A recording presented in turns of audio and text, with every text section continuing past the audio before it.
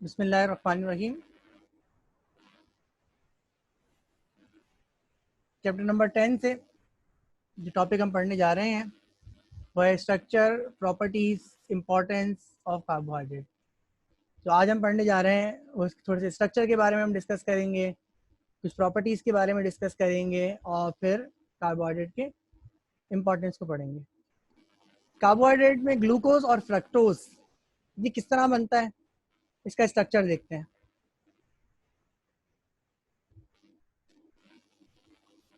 छह कार्बन है, C6H12O6 जो इसका जनरल फार्मूला है।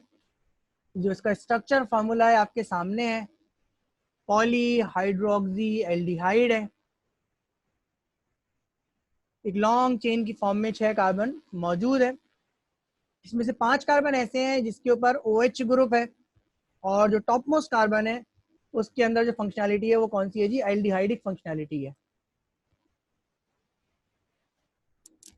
ये एल्डिहाइडिक ग्रुप है, कार्बन नंबर 1, क्योंकि OH की प्रेजेंस में जो आप प्रेफरेंस देंगे वो उसको देंगे, एल्डिहाइड को देंगे। तो जब आपकी काउंटिंग स्टार्ट होगी तो काउंटिंग स्टार्ट होगी उस पे कि जिसपे आपका एल्डिहाइड ग्रुप लगाओ। ठीक है जी, तो ये आपका कार्बन नंबर 1 है जो एल्डिहाइडिक ग्रुप है। कार्बन नंबर 2, अब जरा इसको जरा फोकस कीजिएगा, OH की पोजीशन बहुत अहम है। ये OH की पोजीशन इसी तरह होंगी तो ये ग्लूकोज होगा, वरना तो फिर ये ग्लूकोज नहीं होगा। ग्लूकोज का कोई कार्बन नंबर 2 पर OH ग्रुप की जो पोजीशन है वो कौन सी साइड पे है जी, राइट हैंड साइड पे है। ये कार्बन नंबर 3 है, कार्बन नंबर 3 पर OH लेफ्ट हैंड साइड पे है, जरा गौर करें आप। उसके बाद कार्बन नंबर 4 पर जो OH है वो राइट हैंड साइड पे है। कार्बन नंबर 5 पर जो OH है वो राइट हैंड साइड पे है। और जो कार्बन नंबर 6 है वो जो आपका OH है वो बेसिकली प्राइमरी अल्कोहल है, वो सेकेंडरी अल्कोहल है ही नहीं। ठीक है जी, तो ये आपका क्या है जी, ये आपका डी ग्लूकोज है। तो इसके अंदर 4 OH आपके कौन से है जी, they are secondary, they belongs to secondary type of alcohol. और जो फाइनली जो छठे कार्बन पे OH है वो आपका क्या है जी, वो प्राइमरी अल्कोहल है। अब आप इनकी जरा पोजीशन को जरा अपने दिमाग में रख लें। ग्लूकोज का जो स्ट्रक्चर है वो एज इट इज ऐसे ही है। पोजीशन OH की बहुत इंपॉर्टेंट है। सेकेंड कार्बन पर जो OH होता है वो राइट हैंड साइड पे होता है, थर्ड कार्बन पे वो लेफ्ट हैंड साइड पे होता है, जबकि फोर्थ और फिफ्थ कार्बन पर भी वो राइट हैंड साइड पे होता है। तो this is D glucose, structure of D glucose. अब आपको यहाँ पे फौरन आपके दिमाग में आ रहा होगा कि ये डी ग्लूकोज के अलावा भी कोई ग्लूकोज होता है जी। ठीक है जी, तो जवाब है जी एल ग्लूकोज भी होता है। एक डी ग्लूकोज होता है, एक आपका एल ग्लूकोज होता है। अब ये डी और एल ग्लूकोज में फर्क क्या होता है जी, कि दोनों स्ट्रक्चर आपके सामने है, जरा फर्क देखिए। कार्बन नंबर 1 दोनों का सेम है और एल्डिहाइडिक ग्रुप इसके। कार्बन नंबर 2 आपने देखा तो कार्बन नंबर जो 2 है उसके अंदर OH ग्रुप है, कौन से जी, राइट हैंड साइड पे, दोनों के अंदर ये सेम है। कार्बन नंबर 3 देखें तो कार्बन नंबर 3 के अंदर ग्लूकोज और दोनों ग्लूकोज के अंदर एक डी ग्लूकोज एक एल ग्लूकोज है। तो कार्बन नंबर 3 पर OH लेफ्ट हैंड साइड पे है। कार्बन नंबर 4 देखें तो यहाँ पे भी फर्क नहीं है।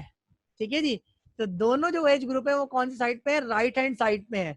आप कार्बन नंबर 6 को देखें, कार्बन नंबर 6 के अंदर जो OH है दोनों के अंदर प्राइमरी है। तो यानी ये पांचों कार्बन एग्जैक्टली सेम है, number 1, number 2, number 3, number 4 and number 6।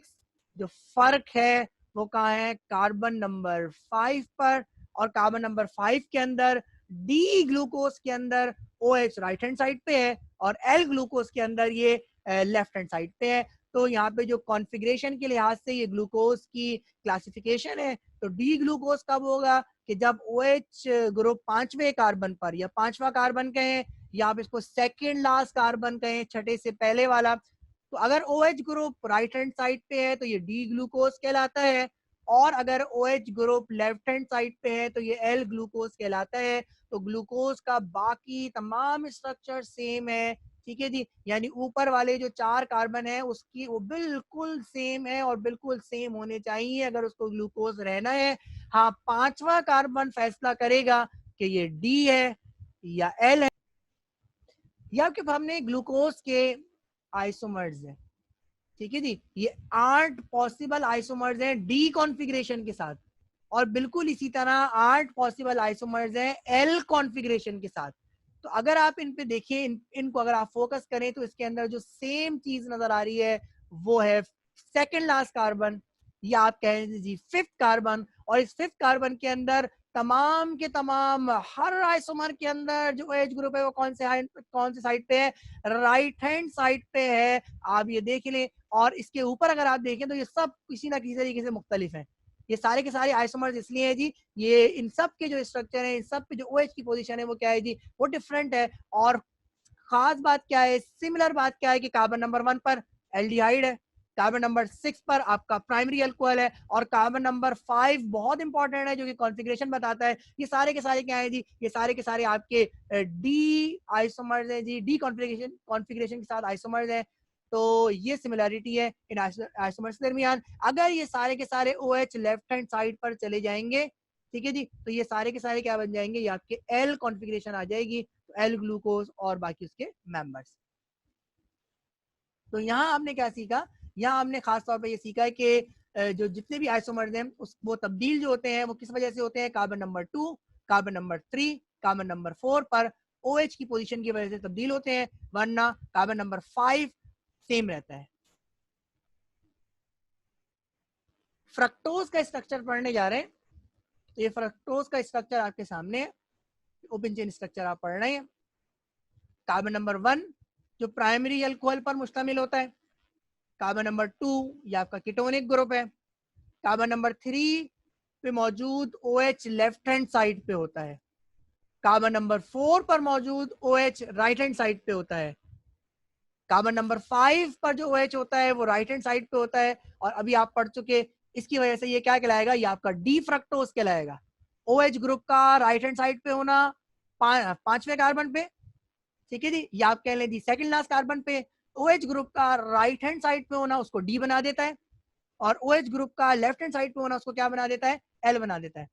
और जो आपके पास छठा कार्बन है, उस पे जो OH लगा हुआ है वो आपका प्राइमरी अल्कोहल है, और 5वें कार्बन पे OH के राइट हैंड साइड पे होने की वजह से ये आपका डी फ्रक्टोज कहलाता है। ग्लूकोज और फ्रक्टोज में क्या डिफरेंस है, अभी आपके सामने ग्लूकोज और फ्रक्टोज के डिफरेंस को पढ़ने जा रहे हैं।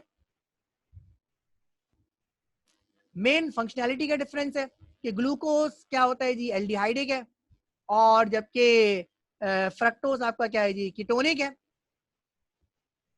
आप सेकंड लास्ट कार्बन को फोकस करें या फिफ्थ कार्बन को फोकस करें, फिफ्थ कार्बन बिल्कुल सेम है, और ये सेम होने की वजह से ये आपका डी ग्लूकोज है और ये आपका डी फ्रक्टोज है। एक बार फिर रिपीट कर देता हूं, डी उस वक्त कहेंगे आप किसी ग्लूकोज को या फ्रक्टोज को या किसी भी कार्बोहाइड्रेट को जब सेकंड लास्ट कार्बन या फिफ्थ कार्बन पर OH की पोजीशन कहाँ होगी, लेफ्ट हैंड साइड पे होगी। दोनों डी है, और वजह मैंने आपको बताई। तो जो मेन फर्क है वो मेन फर्क क्या है जी, इनके फंक्शनल ग्रुप का फर्क है, वरना तो ग्लूकोज और फ्रक्टोज दोनों का फार्मूला C6H12O6 होता है। तो फर्क किस बात का है, ये आपके स्ट्रक्चर आइसोमर्स हैं जी, आपके फंक्शनल ग्रुप आइसोमर भी आप इनको कह सकते हैं। तो फर्क क्या है जी, फर्क इनके स्ट्रक्चर का फर्क है, और दूसरा फर्क क्या है जी, इनके फंक्शनल ग्रुप का फर्क है कि ग्लूकोज आपका एल्डोज है और फ्रक्टोज आपका कीटोज है। ग्लूकोज के अंदर जो फंक्शनल ग्रुप है वो एल्डिहाइडिक है, और कीटोन के अंदर जो फंक्शनल ग्रुप है वो आपका फ्रक्टोज के अंदर जो फंक्शनल ग्रुप है वो क्या है जी, कीटोनिक है। तो दो तरीके से हम ग्लूकोज और फ्रक्टोज के स्ट्रक्चर पढ़ने जाएंगे, एक फिशर स्ट्रक्चर या फिशर प्रोजेक्शन, और दूसरा हेवॉर्थ स्ट्रक्चर या हेवॉर्थ प्रोजेक्शन। ये आपके पास ग्लूकोज के स्ट्रक्चर आपको नजर आ रहे हैं जी। एक आपका फिशर प्रोजेक्शन है ओपन चेन की फॉर्म में, जो दूसरी है वो आपकी साइक्लिक फॉर्म के अंदर हेवॉर्थ की का स्ट्रक्चर, सॉरी फिशर का स्ट्रक्चर है, और जो तीसरा पढ़ने जा रहे हैं वो है जी हेवॉर्थ फॉर्म। ठीक है जी, ये एक दूसरे तरीके से स्ट्रक्चर बनाया गया है, साइक्लिक स्ट्रक्चर है हेक्सागोन की फॉर्म में। कार्बन नंबर 1 हाईलाइट हुआ हुआ है जी, तो आप देख लें, this is the carbon number 1 in Fischer open chain, carbon number 1 Fischer cyclic, और this is the carbon number 1 in Haworth. कैसे बनती है ये साइकिल, ये हम आपको आगे बताएंगे। ये कार्बन नंबर 2 है, जरा फोकस कीजिएगा इस हाईलाइटेड क्वेश्चन को। This is carbon number 3, carbon number 4, carbon number 5 cyclic form में OH नहीं है। कार्बन नंबर 6, तो ये दो स्ट्रक्चर आपके सामने है जी। एक आपकी फिशर फॉर्म है, ये फिशर फॉर्म साइक्लिक फॉर्म के अंदर है, और ये हैवॉर्थ फॉर्म है। तो क्योंकि बॉन्ड इतना बड़ा हो नहीं सकता, तो ये फिशर साइक्लिक के बाद फिर हैवॉर्थ की जरूरत क्यों पेश आई? तो इसका जवाब सिंपल ये है जी, ये जो बॉन्ड है, ये इतना लंबा बॉन्ड नहीं होता जी, आप तो जानते हैं जी बॉन्ड लेंथ एक खास होती है, तो इसलिए इसको मॉडिफाई करना पड़ा। और इसको मॉडिफाई करके, क्योंकि रिंग के अंदर कितने मेंबर आ रहे हैं, 6 मेंबर्स आ रहे हैं, तो इसको मॉडिफाई करके हैवॉर्थ ने इसको ये इस फॉर्म में कन्वर्ट किया, हेक्सागोन की फॉर्म में कन्वर्ट किया है, और फिर आगे जाके फिर इसको चेयर फॉर्म में भी कन्वर्ट किया गया है, जो आजकल का लेटेस्ट स्ट्रक्चर है।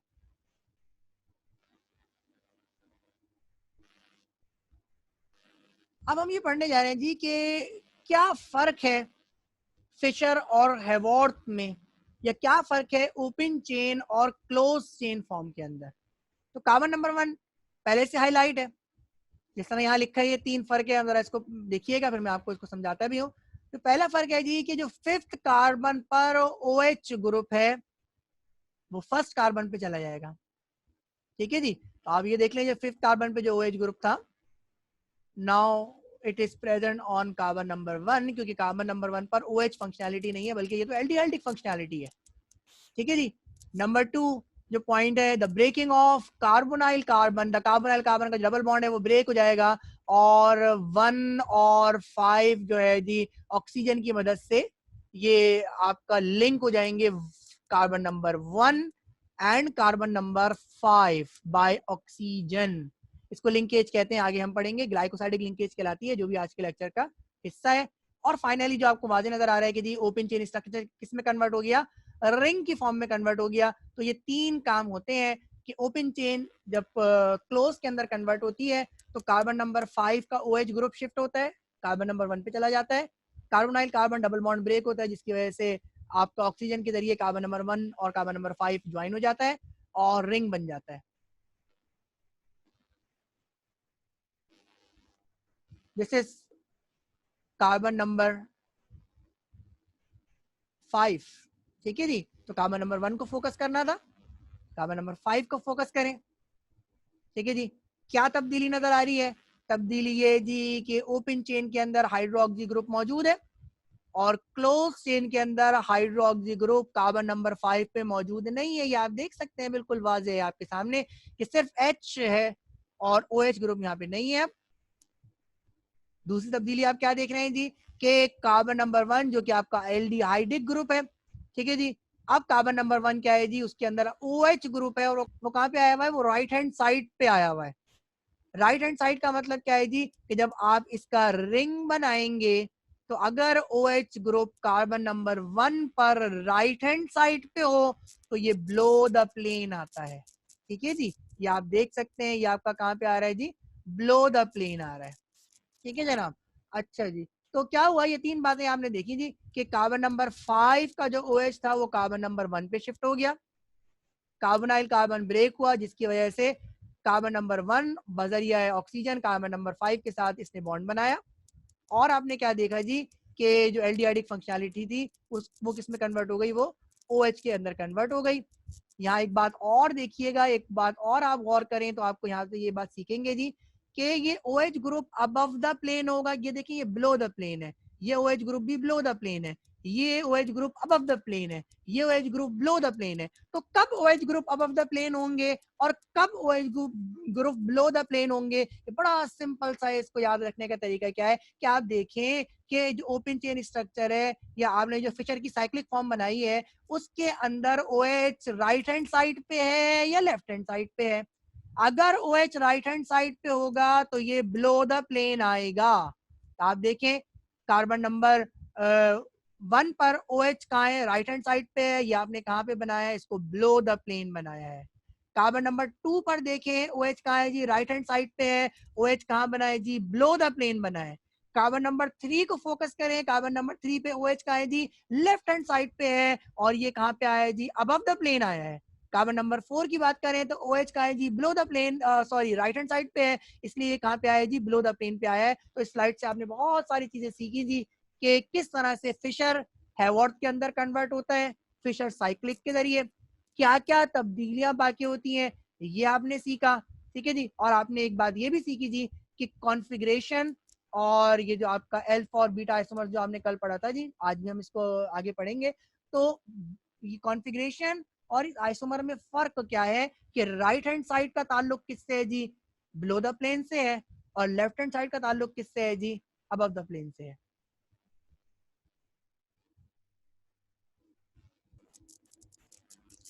अच्छा, स्ट्रक्चर ऑफ फ्रक्टोज देखिए जरा एक बार फिर देख ले रहे हैं इसे। फिशर प्रोजेक्शन है जो बीच में बनी हुई है वो आपकी फिशर साइक्लिक प्रोजेक्शन है और उसके बाद फिर जो राइट हैंड साइड में बनी हुई है वो आपकी हैवर्थ प्रोजेक्शन है। कार्बन नंबर 1 इस पे हाईलाइट हुआ है जी। कार्बन नंबर 2 आपका कीटोनिक, ये ओपन चेन के अंदर ये आपका कीटोनिक है और जो क्लोज चेन है उसके अंदर वो हाइड्रोक्सी है, जिस तरह अभी आपको बताया किस तरह कन्वर्ट हो जाता है उसी तरह कन्वर्ट होगा। कार्बन नंबर 3, 4, 5 एंड 6 और यहाँ जो लिंक बना है जी वो बना है कार्बन नंबर 5 और कार्बन नंबर 2 के दरमियान, ठीक है जी। क्योंकि जो आपका कीटोनिक ग्रुप है वो कहाँ पे मौजूद है, वो आपका कार्बन नंबर 2 पे मौजूद है। अगर आप एल्डिहाइड आप ग्लूकोज की बात करें तो ग्लूकोज के अंदर जो ये लिंक हो रहा था वो कार्बन नंबर 1 कार्बन नंबर 5 से लिंक हो रहा था ऑक्सीजन के जरिए, ठीक है जी। यहाँ पर कार्बन नंबर 2 और कार्बन नंबर 5 ऑक्सीजन के जरिए लिंक हो रहा है। तो मेंबर्स कितने होंगे, 4 कार्बन 1 ऑक्सीजन, इसलिए इसके मेंबर कितने होते हैं, 5 मेंबर होते हैं। और ये क्या कहलाता है जी, ये आपका कौन सी फॉर्म कहलाती है, ये फ्यूरानोस फॉर्म कहलाती है, अ 5 मेंबर्ड रिंग ऑफ फ्रक्टोज, ठीक है जी।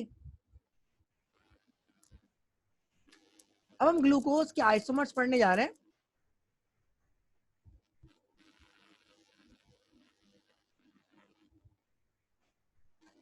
ग्लूकोज के दो आइसोमर्स होते हैं, number 1 is alpha isomer, number 2 beta isomer.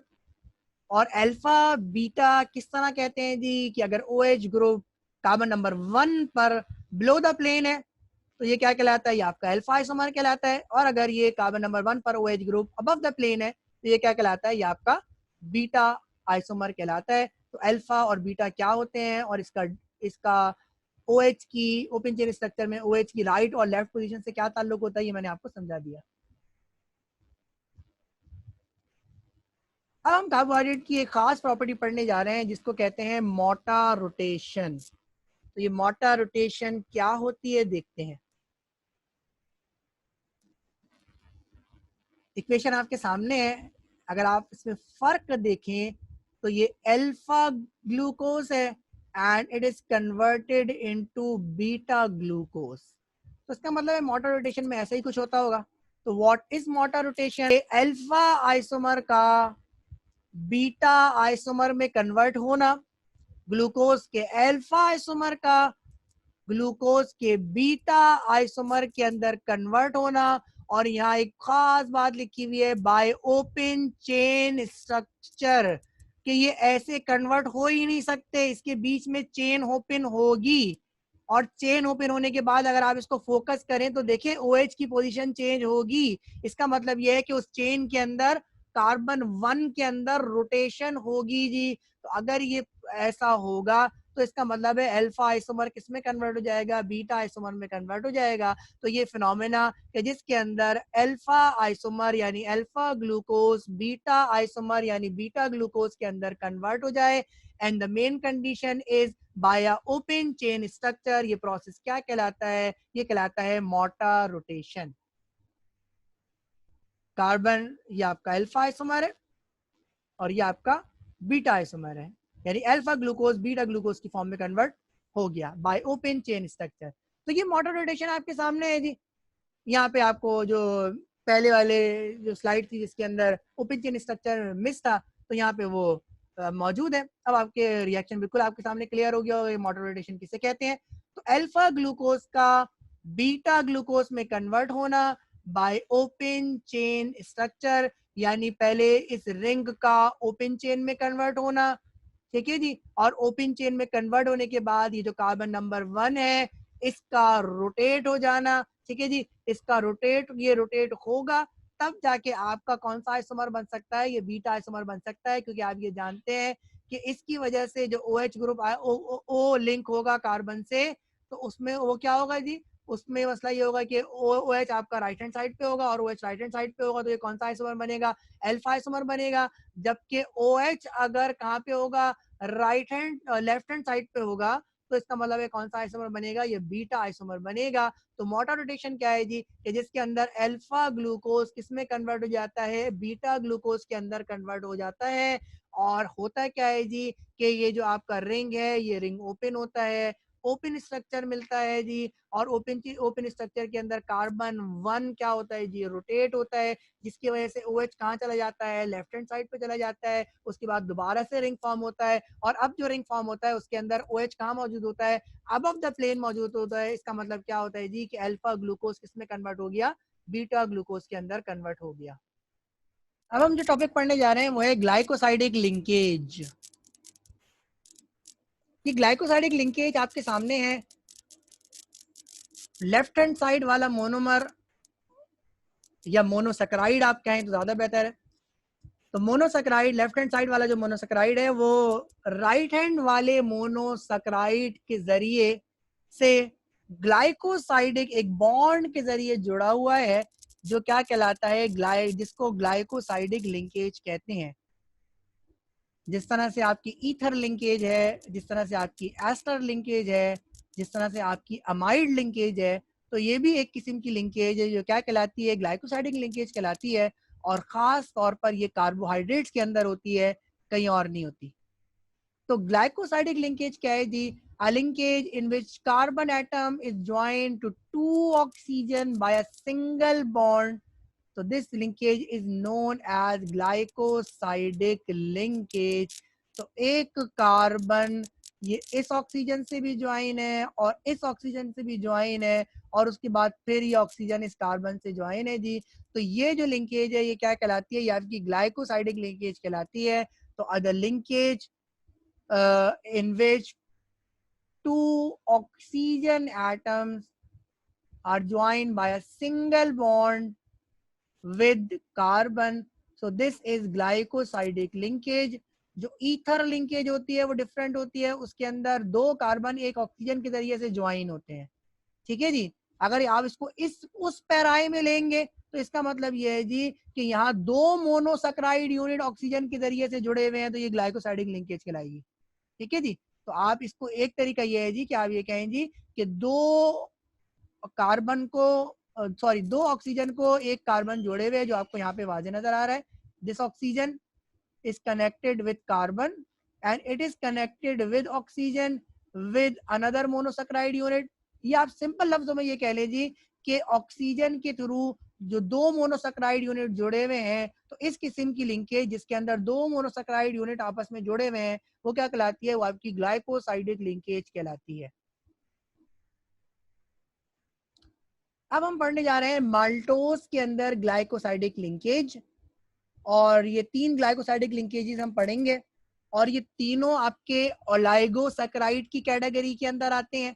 और ओलाइगोसैकेराइड के अंदर very specific they are disaccharide, और डाइसैकेराइड का मतलब होता है दो मोनोमर्स का आपस, दो मोनोमर्स मैं कहता हूँ बार बार, मोनोमर्स का मतलब आप इसको मोनोसैकेराइड लिया करें। तो मोनोसैकेराइड दो मोनोसैकेराइड आपस में मिलकर जो आपका कार्बोहाइड्रेट बनाएंगे या जो ओलाइगोसैकेराइड बनाएंगे, तो उसके अंदर ग्लाइकोसाइडिक लिंकेज होगी, और क्या बनता है जी, माल्टोज बनता है। तो ये जो माल्टोज है, ये माल्टोज क्या है जी, ये माल्टोज है आपका ये पॉलीमर है, किसका पॉलीमर है, माल्टोज पॉलीमर है आपका अल्फा ग्लूकोज का और बीटा ग्लूकोज का, ठीक है जी। तो अल्फा ग्लूकोज और बीटा ग्लूकोज की जब कंडेंसेशन पॉलीमराइजेशन करवाई जाती है, ग्लाइकोसाइडिक लिंकेज की वजह से क्या बनता है, आपको जो कार्बोहाइड्रेट हासिल होता है उसको क्या कहते हैं, उसको माल्टोज कहते हैं,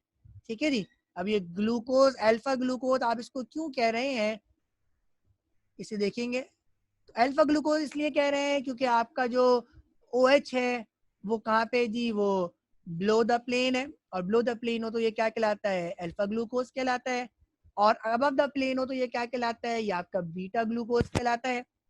और जो क्योंकि एक अल्फा ग्लूकोज है और दूसरा बीटा ग्लूकोज है तो यहाँ पे लिखा गया अल्फा बीटा।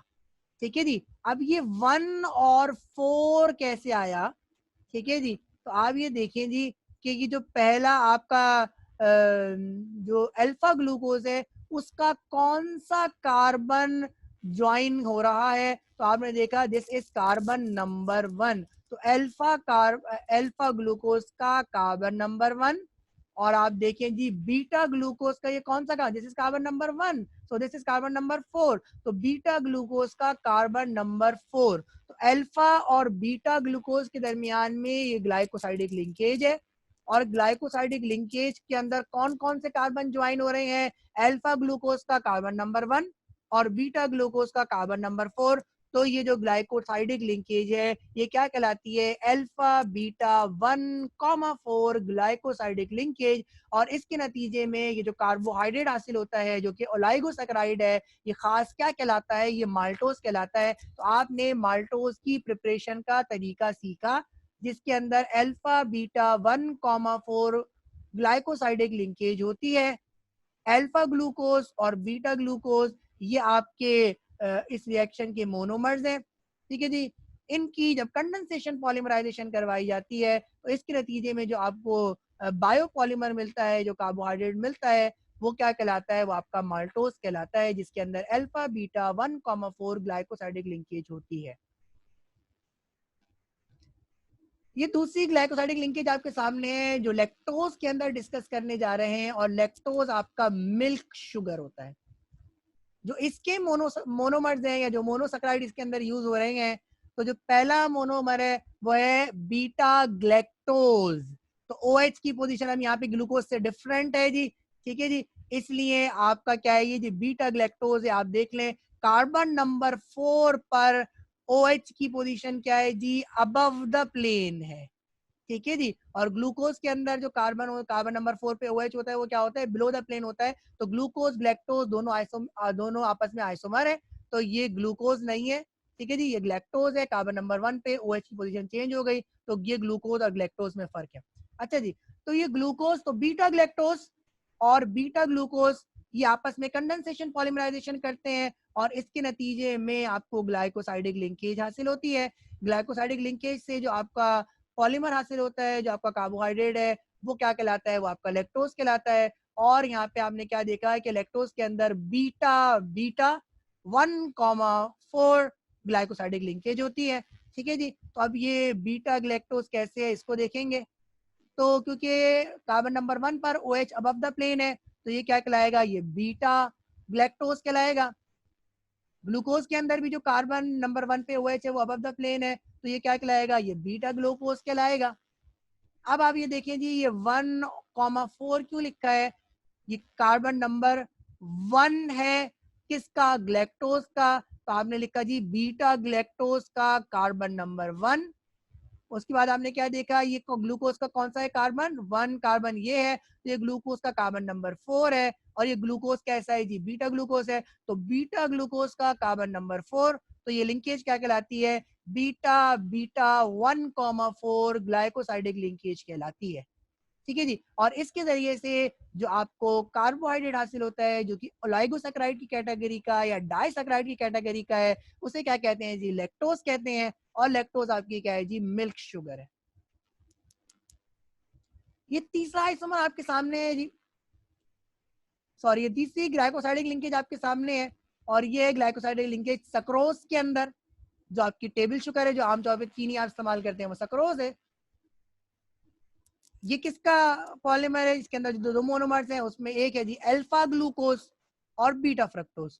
तो अल्फा ग्लूकोज और बीटा फ्रक्टोज ये दोनों जो मोनोसैकेराइड हैं, अगर इनकी कंडेंसेशन पॉलीमराइजेशन करवाई जाएगी, ग्लाइकोसाइडिक लिंकेज इसके अंदर होगी, और ये किस में कन्वर्ट हो जाएंगे, ये कन्वर्ट हो जाएंगे डाइसैकेराइड के अंदर, और ये डाइसैकेराइड क्या कहलाता है जी, सक्रोज कहलाता है।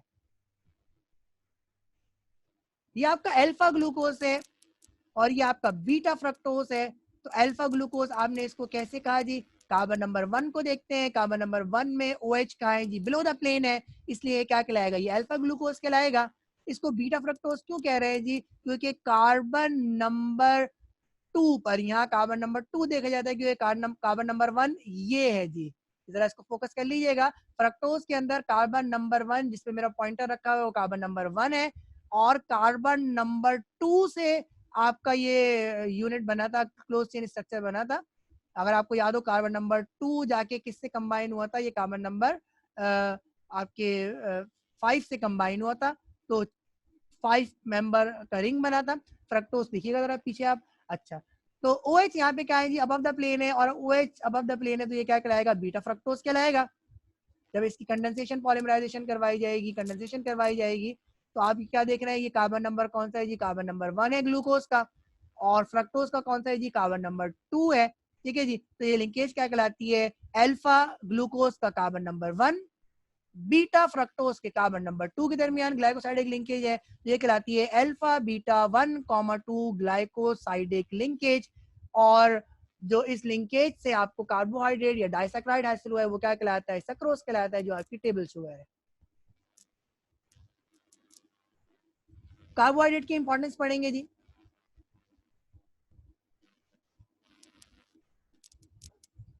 ह्यूमन इंसानी जिस्म के मेटाबॉलिज्म के लिए जरूरी है, तो राइबोज इसकी एग्जांपल है जो आपके मेटाबॉलिज्म में मदद देता है जी, विच इज अ कार्बोहाइड्रेट।